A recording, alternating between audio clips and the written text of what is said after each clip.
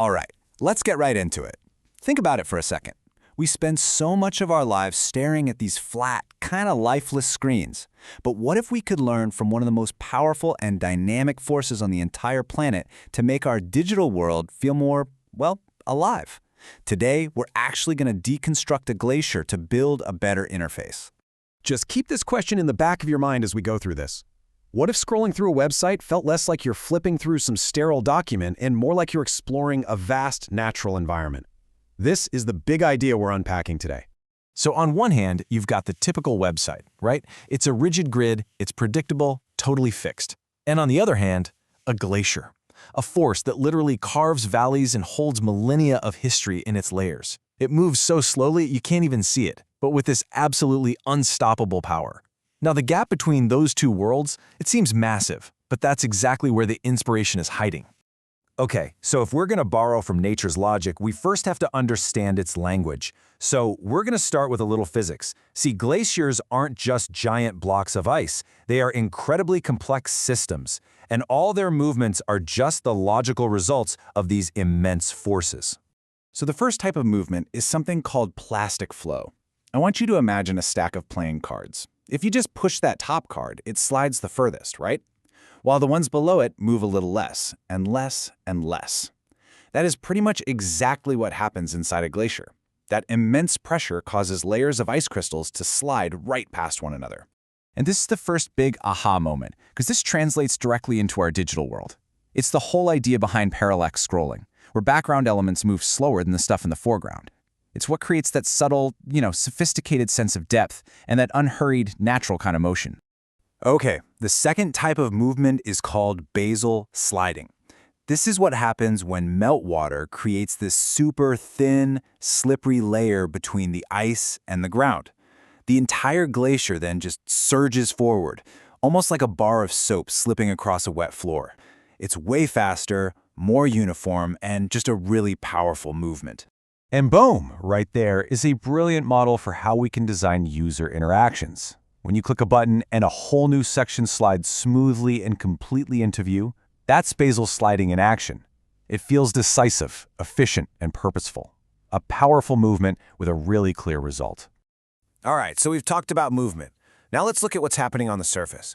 Crevasses aren't just random cracks. They are the visible result of tension. They form when that brittle top layer of the glacier gets stretched because it's moving at different speeds or going over uneven ground. You could almost say they're the glacier's vocabulary for stress.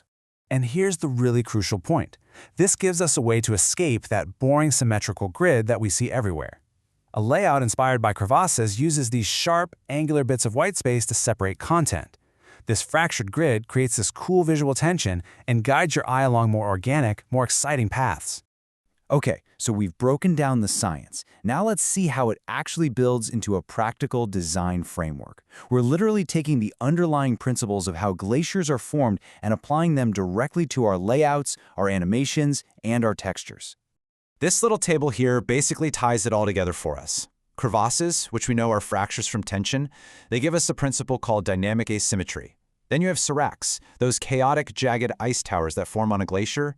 They inspire controlled chaos, which is perfect for something like a product grid. And moraines, the ridges of rock and debris left behind, they suggest a really natural way to handle something like content aggregation in a footer or a sidebar. So, first up, dynamic asymmetry. This is all about breaking that standard, boring grid using diagonal lines and a bit of tension to create these natural, really intentional focal points for the eye. Number 2 is temporal ebb and flow. Now, instead of those little animations that are over in a flash, imagine subtle shifts, like a background color that slowly, gently evolves over the entire time you're on the page. This completely transforms the site into a serene, living environment. And number 3, textural depth. It's just like how an ice core has all these layers of history frozen inside. We can stack our digital elements, a base image, maybe a semi-transparent pattern on top, and then a frosted glass panel, to give the interface a really tangible, almost physical feeling. So theory is great and all, but let's see how this stuff actually works in the wild. We're going to look at 2 very different case studies to see how these principles can be applied in the real world. First up, an Arctic Research Institute. So their homepage has this gorgeous slow-motion video of a glacier, which perfectly captures that temporal ebb and flow. The layout for their research projects is a fractured asymmetrical grid. Data charts pop up on these beautiful frosted glass panels, giving it that textural depth. And page transitions use that smooth, decisive basal sliding. You can literally see how all the principles are working together. Now, let's switch gears to an e-commerce brand. They use that Serif field idea for their product grid to create a sense of controlled chaos. And echoing our principle of textural depth, the product details show up on these translucent panels that float over a generative frost animation. It's totally functional, but it's also beautiful and deeply, deeply thematic. So you might be asking, why go to all this trouble? Is it really just about making things look cool? And the answer is a hard no. This approach has a real measurable impact on both how a site performs and on human psychology. But first, a really crucial point. A site inspired by a slow-moving glacier has to feel serene, not sluggish. This means performance is absolutely non-negotiable. Things like lazy loading images and using hardware acceleration for your animations, they are essential to making sure the whole experience feels fast and responsive. And this brings us to the actual science behind why this all works so well. It's something called the biophilia hypothesis. It basically suggests that we are hardwired as humans to connect with nature. So when we see patterns and movements that mimic the natural world, it has this genuinely positive psychological effect. It can be calming, and it can even increase our focus. And that psychological benefit, it translates directly into business results. A user who feels calm and engaged on your site stays longer. They explore more, and they remember your brand better. That means you see an increased session duration, a lower bounce rate, and stronger brand recall. So it's not just an aesthetic choice, it's a strategic one. There's this great quote that I think sums it all up perfectly. This isn't just another design trend, it's a systems-based approach. It's about learning from the fundamental rules that govern our world to build experiences that are more logical, more beautiful, and ultimately more deeply human.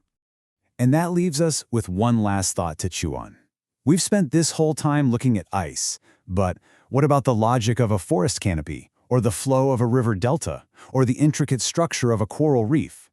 The blueprint for a better digital future is literally all around us, just waiting to be translated. So what will you see?